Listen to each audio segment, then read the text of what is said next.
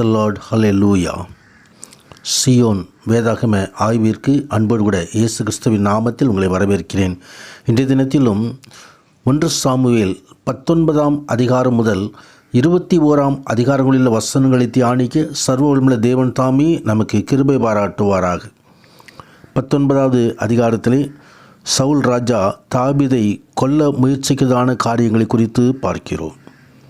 பொறாமையின் காரணமாக தாவீதை கொல்லும்படியாக இதோ சவுலால் ஆட்கொள்ளப்பட்ட தீய ஆவியின் தூண்டுதலினாலும் இப்படிப்பட்ட காரியங்கள் அங்கே நடக்கிறதை கொண்டு பார்க்கிறோம்.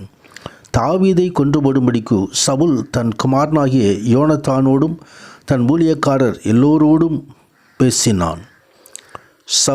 சவுலின் குமாரனாகிய யோனத்தானோ தாவீதின் மேல் மிகவும் பிரியமாயிருந்தான். அதனால் யோனத்தான் தாவீதுக்கு அதை அறிவித்து, என் தகப்பனாகிய சவுல் உம்மை கொன்று போடத்தக்க வகை தேடுகிறார். இப்பொழுதும் நாளை காலமே நீர் எச்சரிக்கையாயிருந்து மறைவான இடத்தில் ஒளிந்து கொண்டிரும் என்று சொல்லி தாவீதை தப்புவிக்கிறதான ஒரு காரியத்தை குறித்து இங்கே எழுதப்பட்டிருக்கிறதை நாம் பார்க்கிறோம்.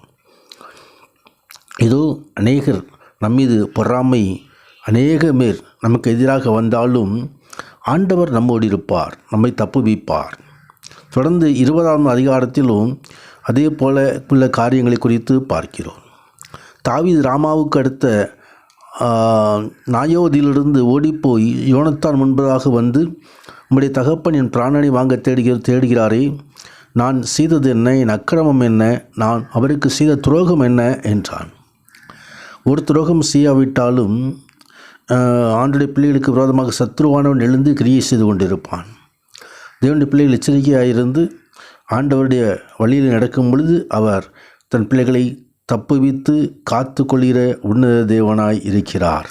கர்த்தருடைய பரிசுத்த நாமத்திற்கு மகிமை உண்டாவதாக. ஆம், யோனத்தானுடைய முயற்சியினால் தாவீது மீண்டுமாக காப்பாற்றப்படுகிற காரியத்தை குறித்து இங்கே எழுதப்பட்டிருக்கிறதை குறித்து பார்க்கிறோம். கர்த்தருடைய பரிசுத்த நாமத்திற்கு மகிமை உண்டாகும். இதனால் சவுல் ராஜாவுக்கு யோனத்தான் மீது கோபம் வந்தது.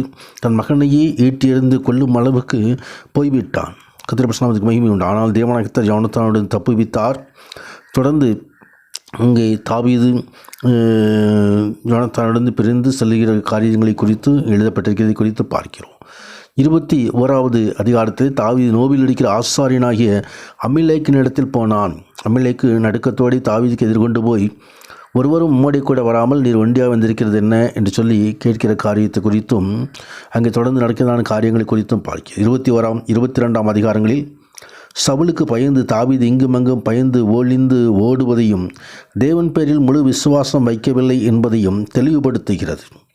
ஒரு தடவை தன் உயிரை காப்பாற்றுவதற்காக தாவீது பொய் சொன்ன காரியத்தை குறித்து 2வது வசனத்திலே நாம் பார்க்கிறோம்.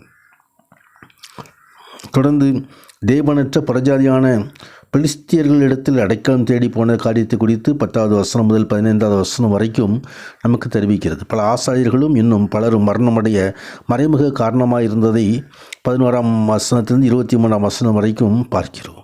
வஞ்சகமான செயல்களை செய்ய தாவீது இடம் கொடுத்தபடியால் அவன் தன் உயிரை காக்கவும் தன்னை பாதுகாக்கவும் ஆண்டவருக்கு தன்னை நிபந்தனையின்றி அர்ப்பணிக்கவும் தவறிவிட்ட காரியங்களை குறித்து பார்க்கிறோம். நாமும் எச்சரிக்கையாக இருந்து எப்பொழுதும் கர்த்தர் மேல் விசுவாசம் வைத்து அவரையே பற்றிக்கொள்ளும்படியாய், அவருடைய பாதுகாப்பை பெற்றுக்கொள்ளும்படியாய் நாம் அழைக்கப்படுகிறோம்.